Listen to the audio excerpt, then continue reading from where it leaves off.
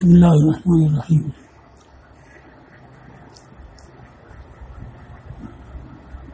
جب اصحاب کہف بیدار ہوئے اور آپس میں پوچھ گچھ کی کہ کتنے دن ٹھہرے، ظاہر نہیں ہوا قطعی طور پر کہ کتنے دن ٹھہرے، تب کہا فَبَعْثُوا أَحَدَكُمْ بِوَرِقِكُمْ هَٰذِهِ الْمَدِينَةَ، اپنے میں سے کسی کو اس شادی کے ساتھ شہر بھیجو، فَلْيَنْظُرْ أَيُّهَا ازکا طعامن فلیاتکم برزق منہ ولیتلطف ولا یشعرن بکم احدا، تو دیکھے کہ ان میں سے کون زیادہ ستھرے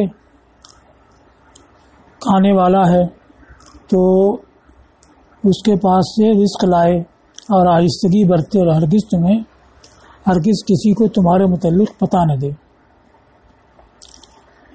ایہا میں ہا کی ضمیر المدینہ کے دراجے ہے، تو ایو المدینہ یہ مراد نہیں ہے کہ کون سا شہر زیادہ پاکیزہ ہے، بلکہ وہی شہر تو ایک ہی تھا جس سے نکل کے گئے تھے، اس شہر والوں میں سے کون، تو ایو اہلہا محذوف ہے، جیسے کہ وسل القریہ میں اصل ہے وسل اہل القریہ۔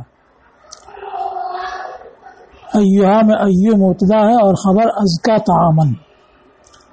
اب زکا ازکو ایک تو طابہ و طہورہ کے معنی میں ہوتا ہے پاکیزہ ہونا، اور دوسرا طابہ زکا زرع بمعنی نما، کھیتی کا بڑھنا، نشو و نما پانا، تو بڑھنے اور نشو و نما کے معنی میں بھی ہوتا ہے۔ تو اس لحاظ سے دو تفسیر کی، پہلی حل و طیب زیادہ حلال اور پاکیزہ، اور دوسرے کے لحاظ سے یہ کہا اکثر و ارخص، یعنی مقدار میں زیادہ اور ارزاں، زیادہ سستا کون ہے۔ اور پہلی تفسیر کو ترجیح ہے، دو روایتیں ہیں، ایک ابن عباس سے، دوسری وہ بھی ابن عباس سے ہے کہ یہ جب جس زمانے میں یہ لوگ دقیانوس کے زمانے میں غار میں گئے تھے تو اس وقت مشرکین جو تھے وہ طواغیت کے نام پر ذبح کرتے تھے، تو یہ ان کو فکر تھی کہ کہیں حرام ذبیحہ یہ لے کر کے نہ آئیں، اس لیے یہ کہا کہ پاکیزہ جو ہو وہ لے آؤ۔ دوسری یہ کہ خنزیر کو بھی ذبح کرتے تھے، اس لیے کہا کہ زیادہ ستھرے پاکیزہ کھانے والا کون ہے۔ طعامن یہ تمیز نسبت ہے ازکا سے۔ فلیاتکم برزق منہ ولیتلطف، تلطف باب تفاعل سے ہے، تفاعل کی خاصیت ہے تکلف، تو مانا ہو کہ لطف میں آہستگی میں تکلف برتے، اور کس چیز میں آہستگی اس کو کہا کہ وہ تکلف برتے ہیں، اس میں اس کے اندر آہستگی کرنے میں جو وہ مباحثات یعنی بیع کا کام انجام دیں گے تو اس میں آہستگی برتے ہیں، حتیٰ لا یغبن، کہ وہ گھاٹے میں نہ ڈالے جائیں، دھوکے میں نہ ڈالے جائیں، اور فی امر تخفی، یا آہستگی برتے ہیں چھپنے اور پوشیدہ رہنے کے معنی میں کے معاملے میں کہ پہچان نہ لیے جائیں۔ یہ تلطف کی تفسیر دو کی ہے، اور کسی کو ہرگز تمہارے متعلق پتہ نہ دیں۔ تو اب یہ سوال ہوتا ہے کہ جو جا رہے تھے وہ کوئی ایسے بیوقوف تو تھے نہیں، ان کو معلوم ہے کہ ہم کسی کو بتائیں گے تو گرفتار ہوں گے، اور ہم گرفتار ہوں گے تو باقی بھی گرفتار ہوں گے، تو ایسا تو کر نہیں سکتے تھے کہ جا کر کے بتائیں کہ ہم لوگ غار میں چھپے ہوئے وہاں سے آئے ہیں۔ پھر اتنی تاکید کے ساتھ کیوں کہا، تو اس کا جواب دیا کہ یعنی ایسا کوئی کام نہ کریں جس کی وجہ سے لوگ جاننے سمجھ جائیں، یہ مطلب نہیں ہے کہ صاف صاف بتا دیں۔ تو اب چونکہ یہ کوئی ایسی حرکت کرتے جس سے کہ لوگ سمجھ جاتے، اسی کو کہا بتانا، پتہ دینا، شعور دینا۔ تو تفسیر کی لا یفعلن ولا یفعلن ما یؤدی الی الشعور بنا من غیر قصد منہ، یعنی بلا ارادہ کوئی ایسا کام نہ کریں جو ہمارے جان لیے جانے تک پہنچائے۔ اسی کو ان کی جانب سے اشعار یعنی پتہ دینا کہا ہے، لأنہ سبب فیہ، اس لیے کہ اس میں وہ وہی سبب بننے گی، جلدی میں کوئی ایسی حرکت کر دی جس سے لوگ سمجھ گئے تو گویا کہ انہوں نے بتا دیا. پھر اس کے بعد ہے انہم یظہروا. تو انہم میں جو ہم ضمیر ہے یہ وہی اہل کی طرح راجع ہے جو ایہا میں مقدر ہے. یہ راجع اسی اہل کی طرح جو ایہا میں مقدر ہے. بے شک وہ اگر تم پر آگاہ ہوں گے، ظاہر علیہ مطلع ہونا آگاہ ہونا. یرجموکم وہ تم کو سنگسار کر دیں گے. یقتلوکم اخبث القتلہ. قتلہ بیان نوع کے لیے جیسے جلسہ خاص طور کا بیٹھنا ویسی قتلہ کہ اگر وہ تو رجم کا اصلی معنی تو پتھر مارنا ہے. اب مراد وہی ہے کہ پتھر سے مار کر کے ہلاک کر دیں گے. اگر وہ تم پر آگاہ ہوں گے تو تم کو بدترین طریقے سے قتل کر دیں گے پتھر مار کر کے. دوسرا او یعیدوکم فی ملتہم یا تم کو اپنے مذہب میں کر لیں گے جبرن بالاکراہ. اب یہاں سوال ہوتا ہے کہ عادہ یہود لوٹنے کے معنی میں ہوتا ہے تو یہ معنی ہوا کہ تم کو اپنے مذہب میں لوٹا لیں گے.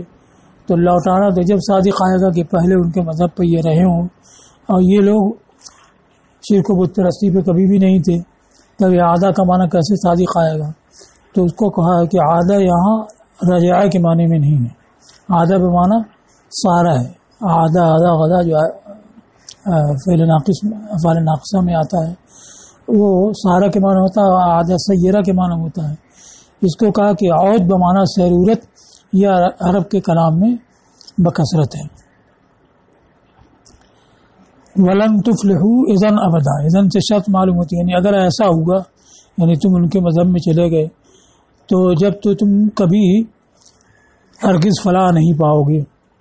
تو اذن یہ شرط کو بتاتا ہے اور شرط کیا ہے اس کو ظاہر کیا یعنی لن تفلحوا ان دخلتم فی دینہم ابدا.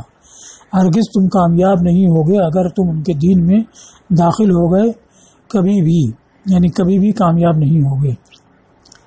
تو یہ تو ان لوگوں کی آپسی گفتگو ہوئی کھانے لینے کے لیے بھیجا اور یہ سب کو تاکید کی مگر اللہ کو منظور تھا کہ ان کے معاملہ ان کا ظاہر ہو. تو اس کا ارشاد فرمایا وکذالک اعثرنا علیہم. اور ایسے ہی ہم نے انہیں عاصرہ یاسر آگاہ ہونا عاصرہ افعال میں گیا تو آگاہ کرنا ایسے ہی ہم نے ان پر آگاہ کیا. تو اب اس ذالکہ کا مشار اللہ کیا ہے؟ پہلے ذالکہ کا تو مشار اللہ یہ بتایا تھا کذالک بعثنا کا کہ جیسے ہم نے سلایا ویسے ہی اٹھایا. اب یہاں دوبارہ کذالک آیا ہے تو اس کو ظاہر کیا یعنی کما انناہم و بعثناہم جیسے کہ ہم نے ان کو سلایا اور اٹھایا اس لیے کہ اس میں حکمت ہے تو ویسے ہی ان پر آگاہ بھی کیا اس لیے کہ اس میں بھی فائدہ ہے وہ آگے آ رہا ہے. وہ کیا ہے لِيَعْلَمُوا أَنَّ وَعْدَ اللَّهِ حَقٌّ. ہم نے ان پر آگاہ کیا تاکہ لوگ یہ جان لیں کہ اللہ کا وعدہ حق ہے سچا ہے. اور وَأَنَّ اسی برت کا ہے وَأَنَّ السَّاعَةَ لَا رَيْبَ فِيهَا اور یہ کہ قیامت میں کوئی شک نہیں ہے. یہ آگاہ کیا کب اذ یتنازعون بینہم امرہم. تو اس مضاف ہوتا ہے ما بعد مضاف الیہ مل کے مفعول فی ہوگا آثرنا کا. تو ہم نے ان پر آگاہ کیا جب وہ لوگ آپس میں اپنے دین کے معاملے میں باہم جھگڑا کر رہے تھے آپس میں اپنے دین کے معاملے میں جھگڑا کر رہے تھے. تو دین کا معاملہ کیا تھا کہ وہ حشر کے بارے میں بعث کے بارے میں اختلاف کر رہے تھے کہ صرف روحیں اٹھیں گی یا یہ کہ روح اور جسم دونوں اٹھیں گی. تو ان کی حالت پر آ گئی اس لیے کہ یہ لوگ 300 سال تک سوتے رہے اس کے بعد اٹھے. تو 300 سال تک سوتے رہنا ایسے مر جانے کے بعد زندہ ہونا. تو ان کی حالت کو دیکھ کر کے لوگ یہ سمجھ سکتے ہیں کہ جیسے یہ جسم روح کے ساتھ سلامت ہے ویسے ہی مرنے کے بعد بھی انسان جسم روح کے ساتھ پھر اٹھے گا. لِيَعْلَمُوا کا فاعل کون واو سے مراد کون الذین اطلعناہم علی حالہم تاکہ جان لیں وہ لوگ جن کو کہ ہم نے ان کے حال سے آگاہ کیا. کیا جان لیں اس کا یعلموا کا مفعول کہ اللہ کا وعدہ یعنی بعث یہ حق ہے. حق کا معنی ثبت ہے حق جو ثابت اور موجود ہو یعنی ہونے والا ہے. اس لیے کہ سونے اور بیدار ہونے میں ان کا حال سونے میں اور اس کے بعد بیدار ہونے میں اسی کے حال کی طرح ہے جو مر جائے پھر زندہ کیا جائے. اور یہ جاننے کے ساتھ قیامت میں کوئی شک نہیں ہے اس لیے کہ وہ ان کے معاملے سے بعض کی صحت پر استدلال کریں گے. اس یہ تنازعون یہ متعلق آثرنا سے، یعنی اس کا مفعول فیہ ہے، یعنی ہم نے ان کے اوپر لوگوں کو ان کے اوپر آگاہ کیا جس وقت کے اس زمانے والے باہم نزاع کر رہے تھے اپنے دین کے معاملے میں. امرہم یعنی امر دینہم، اپنے دین کے معاملے میں، اور بعض کی حقیقت میں اختلاف کر رہے تھے. تو کوئی کہتا تھا کہ روحیں اٹھائی جائیں گی، اجسام نہیں، اور کوئی کہتا تھا کہ اجسام میں ارواح کے اٹھائے جائیں گے. تو اس اختلاف کی حالت میں ہم نے ان پر آگاہ کیا لیرتفع الخلاف، تاکہ اختلاف ختم ہو جائے اور واضح ہو جائے کہ اجسام زندہ حساس اٹھائے جائیں گے، فیہا ارواحہا، ان میں ان کی روحیں بھی ہوں گی جیسے کہ موت سے پہلے تھیں. ظاہر ہوا، لوگوں نے جانا. پھر اس کے بعد انہوں نے کہا ابنو علیہم بنیانا. تو ان لوگوں نے کہا کہ اب اس کا اجمالی قصہ آگے بیان کریں گے. تو یہ لوگ گئے، کھانا لے آئے، اس کے بعد سکہ پیش کیا تو 300 سال زمانہ پہلے کا. تو لوگوں نے سمجھا کہ کہیں خزانہ پایا ہے. تو معاملہ ان کا بادشاہ تک پہنچایا. ہم بادشاہ کے یہاں پہنچے تو اپنا قصہ بیان کیا.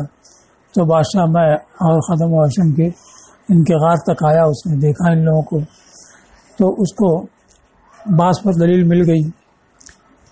تو اب پھر اللہ تعالیٰ نے کچھ دیر کے بعد ان لوگوں کو وفات دے دی. تو جب اللہ نے اصحاب کہف کو وفات دی تو لوگوں نے کہا کہ ان کے اوپر ایک عمارت بنا دو. تو ان پر عمارت بنانے کا مطلب ان کے غار کے دروازے پر. اس کا فائدہ لئلا یتطرق الیہم الناس، تطرق طریق سے بنا ہے تاکہ لوگ ان کی طرف راستہ نہ بنا لیں. ظن یظن اصل میں تو روکنے کے معنی میں ہوتا ہے، پھر بخل کرنے کے معنی میں. تو بخل جس چیز کے ساتھ ہوگا اس کو روکا ہی جائے گا. تو ضربہ اور سمیہ سے آتا ہے. تو اب ظن کا معنی حفاظت کرنا، بچانا، گویا کہ محافظتاً علیہا، یہ اس کا عطف تفسیری ہے، تاکہ لوگ ان کی طرف راہ نہ بنا لیں، ان کی تربت کو بچانے اور اس کی نگہداشت کے لیے، جیسے کہ رسول اللہ صلی اللہ علیہ وسلم کی تربت کو حزیرہ سے، باڑے سے محفوظ کر دیا گیا. کچھ عیسائیوں نے یہ پروگرام بنایا کہ رسول اللہ صلی اللہ علیہ وسلم کے جسم کو وہاں سے نکال لیا جائے. تو 3 عیسائیوں کو بھیجا جو مدینہ میں آ کر کے رہتے تھے اور دھیرے دھیرے سرنگ کھودتے تھے. تو حضور صلی اللہ علیہ وسلم نے نور الدین زنگی کو خواب میں دکھایا اور ان 3 شخصوں کو دکھایا جو کوئی سرنگ کھود رہے تھے. فرمایا کہ ان سے مجھ کو بچاؤ. تو نور الدین زنگی کئی مرتبہ سوئے، کئی مرتبہ یہ خواب دیکھا. تو اس کے بعد وہ پریشان ہو کر کہا کہ اب سونا نہیں. وزیر سے کہا کہ تیاری کرو، مدینہ شریف جانا ہے. تو خدم و حشم کو ساتھ میں لیا، مدینہ آئے اور اعلان کر دیا کہ جتنے لوگ بھی ہیں وہ سب آئیں، بادشاہ صدقہ خیرات کرے گا، سب لوگ لے جائیں. تو جو آتے بادشاہ غور کرتے رہتے کہ خواب میں جن کو دکھلایا گیا تھا، جو صورت دکھلائی گئی تھی وہ ہے کہ نہیں ہے. تو لوگ آئے گئے، لے گئے، لیکن وہ صورت ان کے سامنے نہیں آئی. تب انہوں نے کہا کہ کوئی آنے والوں میں سے رہ گیا ہے کیا؟ تو کہا ہاں 3 شخص رہ گئے ہیں، وہ بہت بے نیاز ہیں، وہ خود ہی لوگوں پر بہت صدقہ خیرات کرتے ہیں، بہت عمدہ اخلاق والے ہیں، اب بہت پابند ہیں، نماز مسجد نبوی میں پڑھتے ہیں، آرام کرتے ہیں، نماز عبادت کرتے ہیں. تو نور الدین زنگی نے کہا کہ ان کو لایا. تو وہ لایا گیا. تو وہی 3 شخص تھے جن کی صورت انہوں نے دیکھی تھی. اب اس کی تلاش میں پڑے تو ان سے ہر طرح انکار کیا. تو جہاں ٹھہرتے تھے رہتے تھے وہاں تک گئے. تو وہاں ان کے کمرے میں پایا کہ ایک جگہ کھدا ہوا تھا اور اس کے اوپر چٹائی ڈال دی تھی. اب دیکھا تو سرنگ تھی.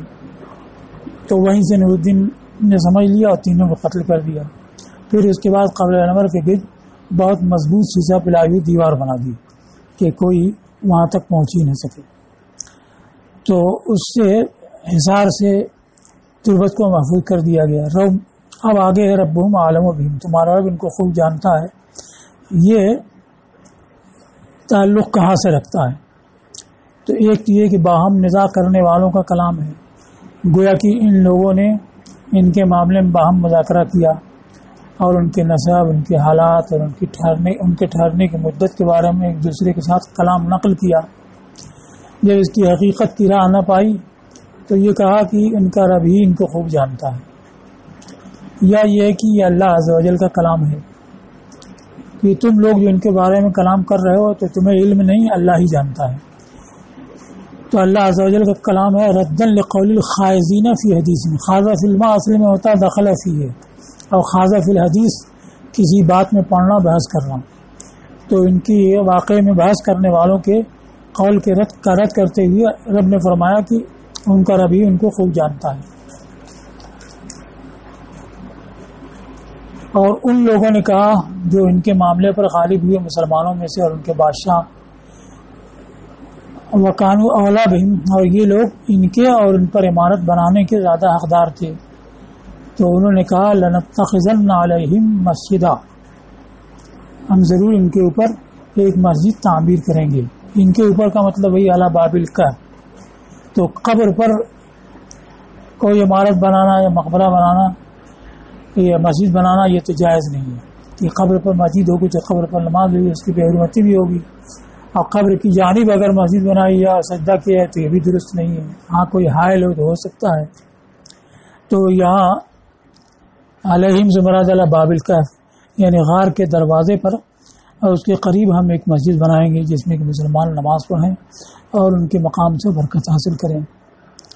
اب اس کا اجمالی قصہ بیان کیا ہے جو متعدد حضرات نے تفصیلاً بیان کیا ہے۔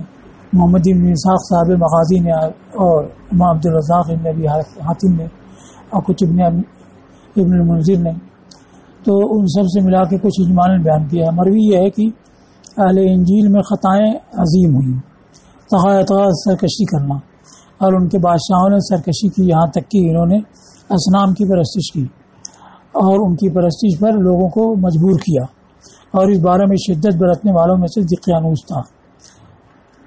فارادہ فتیتن من اشراف قومی علی شرک، ارادہ اعلیٰ کا معنی برانگیختہ کرنا، آمادہ کرنا، تو اپنی قوم کے معززین میں سے کچھ جوانوں کو شرک پر آمادہ کیا، برانگیختہ کیا، وتوعدهم بالقتل، اور ان کو قتل کی دھمکی دی۔ فابوا الا الثبات علی الایمان، ثبات پر وزن دوام، تو وہ نہ مانے مگر ایمان پر ثابت قدمی اور اس میں سختی۔ تو دیکھا کہ بادشاہ تو ظالم ہے تو غار کی طرف بھاگ گئے اور ایک کتے کے پاس گزرے تو وہ کتا ان کے پیچھے پیچھے لگ گیا۔ تردو دھتکارنا، ان لوگوں نے اس کو دھتکارا تو اللہ تعالیٰ نے اس کو گویائی بخشی، تو اس نے کہا کہ آپ لوگ مجھ سے کیا چاہتے ہیں، میں اللہ کے دوستوں کو دوست رکھتا ہوں۔ نام یہ امر ہے، فعل امر ہے، ماضی نہیں، تو آپ لوگ سوئیں اور میں آپ لوگوں کی پاسبانی کروں گا۔ دوسرا قول یہ ہے کہ ایک راعی کے پاس سے گزرے جس کے پاس کتا تھا، تو راعی نے ان کے دین پر ان کی پیروی کر لی۔ پھر یہ لوگ غار میں داخل ہوئے تو اللہ نے ان کے کانوں پر نیند کا پردہ ڈال دیا، اور اس سے پہلے کہ اللہ تعالیٰ ان کو اٹھائے، ان کے شہر کا حکمراں ایک نیک مومن شخص ہوا۔ اب اس کی مملکت والے بعض کے بارے میں اختلاف کرنے لگے، کوئی ماننے والا، کوئی انکار کرنے والا۔ اب اختلاف کا حل بادشاہ کی سمجھ میں نہیں آیا کہ کیا حل ہو، تو بادشاہ اپنے گھر میں داخل ہوا، دروازہ بند کر لیا، مسح مانا ٹاٹ یا اون کا لباس، اور ٹاٹ پہن لیا، غمان صحاب کے وزن پر خاکستر اور راکھ پر بیٹھ گیا، اور رب سے یہ دعا کی کہ لوگوں کے سامنے حق کو واضح کر دی۔ تو اللہ تعالی نے رعیان، راعی کی جمع، ان کے راعیوں میں سے ایک شخص کے دل میں خیال ڈالا، تو اس نے ڈھا دیا وہ جس سے غار کا دروازہ بند کیا گیا تھا، ماسودہ بھی فملکہ، تاکہ اس کو اپنی بکریوں کے لیے باڑا بنائے۔ تو اس نے دیکھا ہوگا کہ بہت کشادہ جگہ اندر ہے، یہی ایک دروازہ حائل ہے، اس کو ڈھا دیا جائے تو باڑا ہو جائے گا، تو اس نے ڈھا دیا، اور اسی کے بعد یہ لوگ بیدار ہوئے۔ جب بیدار ہوئے اور یملیخہ کو کھانے کے لیے بھیجا تو جب یہ شہر میں داخل ہوئے وہ جن کو کہ انہوں نے کھانا خریدنے کے لیے بھیجا تھا اور سکہ نکالا تو یہ دقیانوس کی ڈھلائی کا تھا، یعنی اس کے زمانے کا ڈھلا ہوا سکہ تھا۔ اتہموہ ہو تو ان کو ان لوگوں نے شہر والوں نے تہمت لگائی کہ انہوں نے کوئی خزانہ پا لیا ہے۔ پھر ان کو لے کر کے بادشاہ کے پاس گئے تو انہوں نے بادشاہ کے سامنے قصہ بیان کیا تو بادشاہ اور شہر والے ان کے یعنی یملیخہ کے ساتھ چلے۔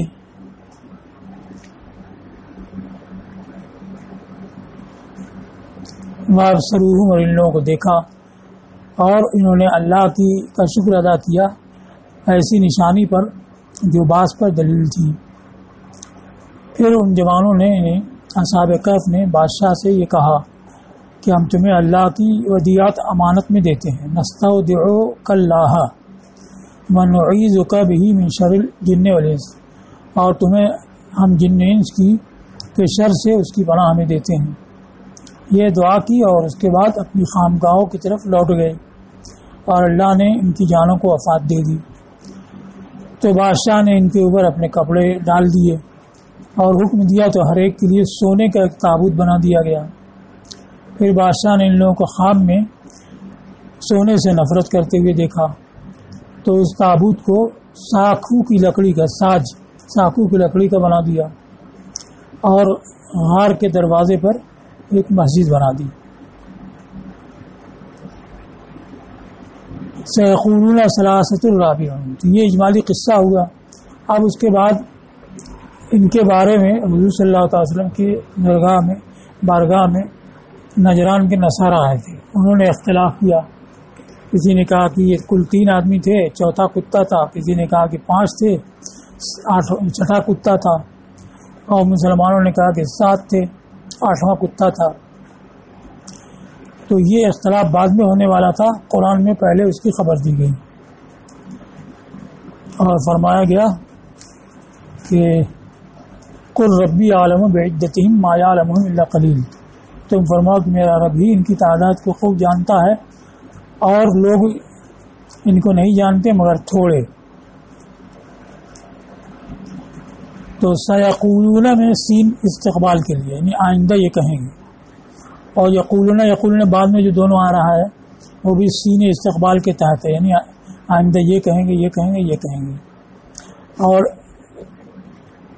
یوں بھی فعل مضارع استقبال اور حال دونوں کے لیے ہوتا ہے، تو قرینے سے یہی ہے کہ یہ پہلا جو ہے استقبال کے لیے، تو بعد والے دونوں بھی استقبال کے لیے ہوں گے۔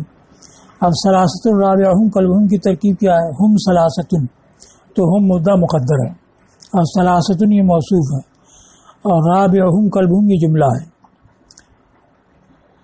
رابعہم مدعا، قلبہم خبر، مدعا خبر مل کر جملہ ثلاثۃ کی صفت ہوا، ثلاثۃ موصوف یعنی صفت مل کر کے ہم مقدر کی خبر بنے گا، اور مدعا خبر سے مل کر کے جملہ یہ سیقولون کا مقولہ ہوگا۔ ایسے ہی خمسۃ سادسہم قلبہم یعنی خمسۃ سادسہم قلبہم، ایسے ہی سبعۃ وثامنہم قلبہم یعنی ہم سبعۃ وثامنہم قلبہم۔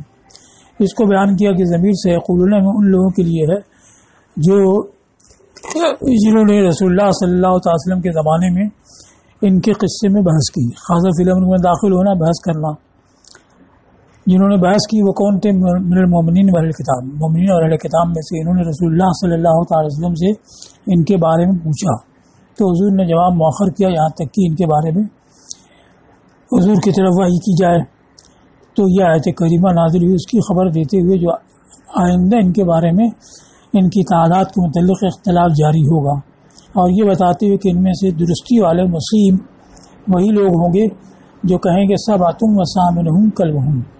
کیوں کہ پہلے دونوں قولوں کو رجمن بالغیب کے تحت رکھا ہے کہ عنقریب وہ کہیں گے کہ 3 تھے ان کا چوتھا کتا، اور کہیں گے کہ 5 تھے چھٹا ان کا کتا، رجمن بالغیب یعنی اٹکل سے، اندازے سے، اور کہیں گے کہ 7 تھے اور 8واں ان کا کتا، یہ رجم بالغیب کے تحت نہیں ہے۔ اس سے معلوم ہوا کہ یہ صحیح ہے۔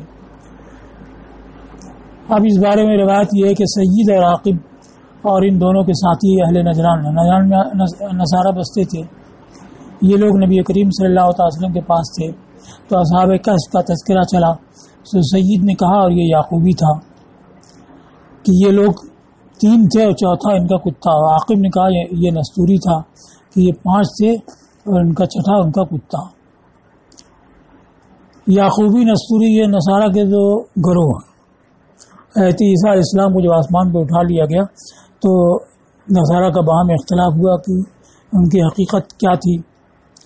تو بہت اختلاف کرنے کے بعد اس پر اتفاق کیا کہ 3 عالم اہل زمانہ جو ہیں نصارہ میں، یہ جو کہہ دیں گے وہی مان لیا جائے گا. تو وہ 3 جو تھے یعقوب، نستور اور ملکان یہ تھے. تو ان کو جمع کیا، لیکن تینوں ایک بات کہتے تو ایک بات ہوتی. تینوں نے 3 بات کہی. یعقوب نے کہا کہ وہ اللہ تھے جو زمین پہ آئے پھر چلے گئے، آسمان کی طرف بلند ہو گئے. نستور نے کہا کہ اللہ کے بیٹے تھے، اللہ نے جب تک چاہا ظاہر کیا پھر اپنی طرف اٹھا لیا. ملکان نے کہا کہ یہ سب جھوٹے ہیں، وہ اللہ کے بندے اور مخلوق اور نبی تھے. تو اب 3 قول ہو گئے، تینوں کے متبع ایک قوم ہو گئی. اس طرح 3 فرقے ہو گئے. تو یہ سید جو ہے یعقوبی تھا یعنی خدا ماننے والا، اور عاقب جو ہے نستوری تھا یعنی ابن اللہ ماننے والا. تو یہ 2 قول ہو گئے، ثلاثۃ الرابع ہوں اور دوسرا خمسۃ سادس. تیسرا مسلمانوں نے کہا کہ یہ 7 تھے اور 8واں ان کا کتا. تو اللہ نے مسلمانوں کی بات ثابت کی. اب مسلمانوں کو کیسے معلوم ہوا؟ تو انہوں نے اس کو رسول اللہ صلی اللہ علیہ وسلم کے بتانے سے جانا، اور اس سے جو ہم نے پہلے ذکر کیا. حضرت ابن عباس نے فرمایا کہ قال قائل منہم، یہ ایک، اقالو لبسنا یومنا بعض یوم 3، قالو کے فعال کم از کم 3 ہوں گے. اور پھر دوسرے قالو ربکم عالم بما لبثتم، اس کے فعال 3 ہوں گے. تو کم سے کم یہ 6 تھے، 6 اور 1 7 تھے. تو ان لوگوں نے جانا اس سے جو ہم نے پہلے ذکر کیا ہے. رضی اللہ تعالیٰ عنہ سے مروی ہے کہ یہ 7 نفر تھے، ان کے اسماء یہ ہیں، یملیخہ، مکشلینہ، مشلحینہ، 3 ہوئے. اور یہ لوگ بادشاہ کے دائیں بیٹھنے والے تھے، اور اس کے بائیں والے مرنوس، دبرنوس، شازنوس تھے. اور وہ بادشاہ ان 6 سے اپنے معاملے میں مشورہ لیتا تھا. اور 7واں وہ راعی تھا جو ان کے موافق ہو گیا تھا، جبکہ یہ اپنے بادشاہ دقیانوس سے غار کی طرف بھاگے. اور ان کے شہر کا نام ارسوس تھا اور کتے کا نام قطمیر تھا. اب سیقولون صرف پہلی جگہ ہے، اس کو کہا کسی نے استقبال، اگرچہ صرف پہلے میں داخل ہے، بعد والے دونوں میں نہیں، دون آخرین فہما داخلانے فی حکم السین. تو وہ دونوں بھی اس تین ہی کے حکم تحت داخل ہیں، یعنی یہ تینوں ہی آئندہ کہیں گے. جیسے تم بولتے ہو قد اکرم و انعم، یعنی قد اکرم و قد انعم، تو دونوں فعلوں میں قد کے معنی یعنی توقع کے معنی کا ارادہ کرتے ہو. ایک یا یہ ہے کہ یقولون فعل مضارع حال کے معنی بھی ہوتا ہے، استقبال کے معنی بھی ہوتا ہے، تو قرینے سے ہیں استقبال مراد ہے. یا یہ کہ یفعلوا سے استقبال کا معنی مراد ہے جو اس کی صلاحیت رکھتا ہے. پھر ترکیب ثلاثۃ الرابع ہم کلب ہم کی، کہ ثلاثۃ مدعا محذوف یعنی ہم کی خبر ہے، مدعا محذوف کی خبر ہے یعنی ہم ثلاثۃ، ایسی خمسۃ سبعۃ. اور رابع ہم کلب ہم یہ مدعا اور خبر سے مرکب جملہ ہے جو ثلاثہ کی صفت ہو رہا ہے. ایسے ہی سادسہم کلبہم اور سامنہم کلبہم، یہ سب مدعا خبر سے مل کر کے جملہ ہے اور ماقبل کی صفت ہو رہے ہیں. تو یہ ثلاثہ کی صفت واقع ہو رہا ہے. اور ایسے ہی سادسہم کلبہم، سامنہم کلبہم. اب اس کے بعد رجم بالغیب کو بتایا ہے.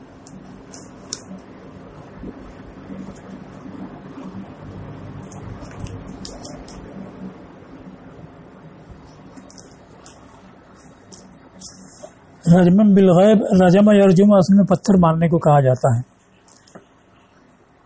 تو غیب، غابہ یغیب و غیبن، اس کا اصل معنی تو غائب ہونا. پھر اس کے بعد اس میں فاعل کے معنی میں یعنی غائب کے معنی بولا جاتا ہے، یعنی چھپی ہوئی چیز کو پر پتھر مارتے ہوئے. تو غائب اور پوشیدہ چیز پہ پتھر مارے گا تو یا تو لگے گا یا دائیں بائیں سرک جائے گا. تو اب اس سے مستعار ہوا اٹکل سے بولنے اور گمان سے کہنے کے معنی میں. تو رجمن کا اصلی معنی ہوا رمین بالخبر الخفی. تو رمین تو یہ رجم کی تفسیر ہوئی، جیسے رجمہ بالحجر یعنی رما بالحجر، اور بالغیب ہے تو غیب والا غائب ہے، اس لیے کہا بالخبر الخفی کی پوشیدہ خبر کو ڈالتے ہوئے، ڈالنے کا مطلب اتیان بھی، پوشیدہ خبر کو لاتے ہوئے، جیسے دوسری جگہ قرآن میں یقذفون بالغیب یعنی غیب پوشیدہ بات کو وہ ڈالتے ہیں، یعنی بولتے ہیں، اے یاتون بھی پوشیدہ بات کو بلاتے ہیں۔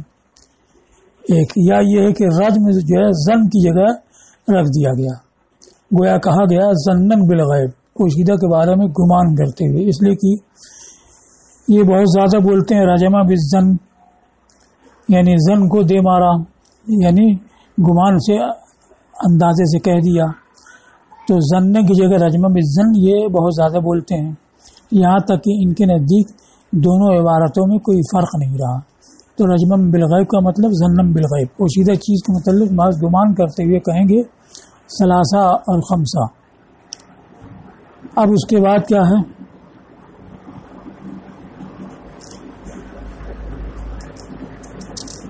سبعۃ و ثامنہم، تو رابعہم کلبہم، ثلاثۃ رابعہم کلبہم، اس میں واو نہیں ہے، اور تیسرا جملہ جو ہے سبعۃ ثامنہم نہیں ہے، سبعۃ و ثامنہم کلبہم، تو ترکیب تو وہی ہے، سبعۃ موصوف ہے، ثامنہم کلبہم صفت ہے، واو کیسا ہے؟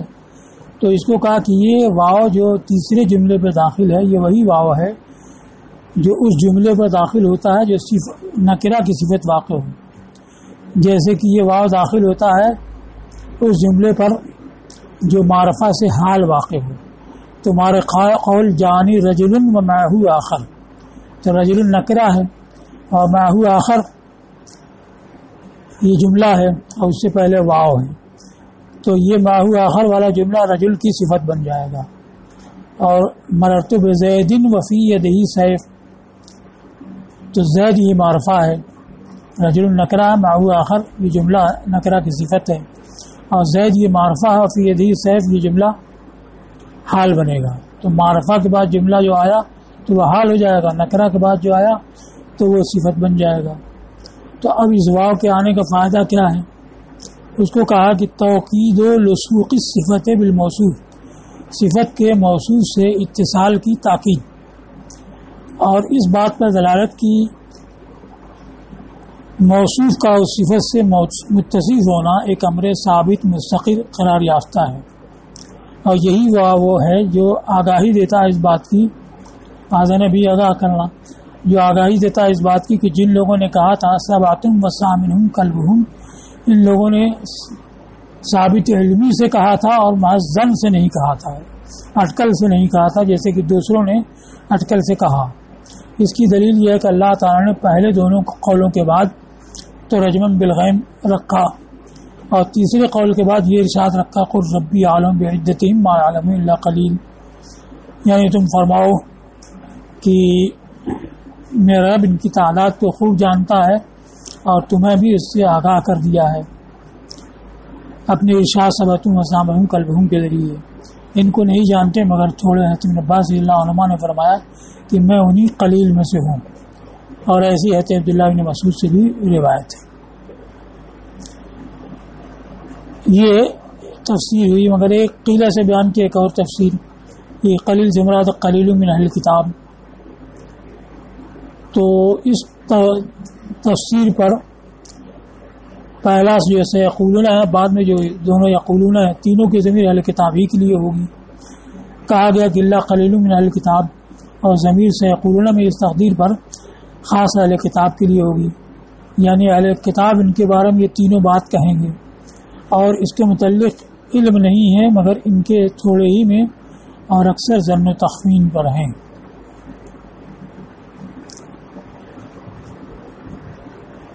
فلا تمارے فیہم الا مران ظاہرا ولا تستفت فیہم منہم احدا، تو ان کے بارے میں جھگڑا نہ کرو مگر کھلا ہوا جھگڑا، اور نہ ان کے بارے میں دریافت کرو ان میں سے کسی سے۔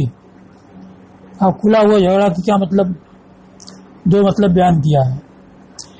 اہل کتاب سے بحث نہ کرو، جدال نہ کرو اصحاب کہف کے بارے میں، الا مران ظاہرہ یعنی جدالن ظاہرہ، یعنی سرسری بحث جس میں گہرائی میں نہ جائیں، اور سرسری کیا ہے کہ ان کے سامنے وہی بیان کر دو جو تمہارے اوپر وحی کی گئی بس، اور اس پر ذاتی نہ کرو، من غیر تجہیل، بغیر اس کے کہ ان کو نادان ٹھہراؤ، یا کھلا ہوا کا مطلب یہ کہ لوگوں کے سامنے منظر عام پر ان سے بحث کرو، یا مران ظاہرہ کا مطلب کہ لوگوں کے موجودگی میں، مشہد حاضری اور موجودگی میں ان سے بحث کرو تاکہ تمہاری سچائی ظاہر ہو جائے۔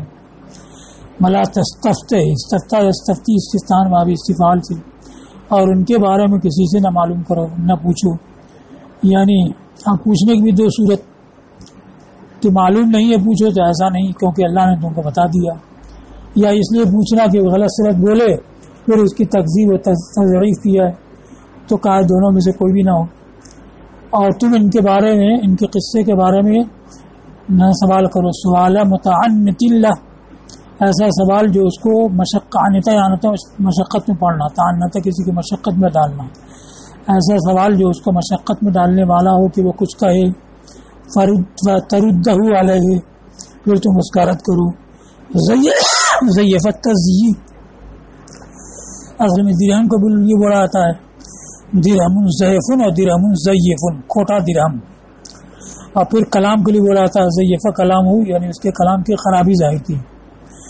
وَتُزَيِّفَ مَا عِندَهُ، پھر اس کی خرابی ظاہر کرو جو اس کے پاس ہے، ملا سوال مسترشدین، نہ ہدایت چاہنے والوں کے سوال ہو، اس لیے کہ اللہ تعالیٰ نے تمہیں ہدایت دے دی اس طرح سے کہ ان کے قصے کی تمہاری طرف وحی فرما دی۔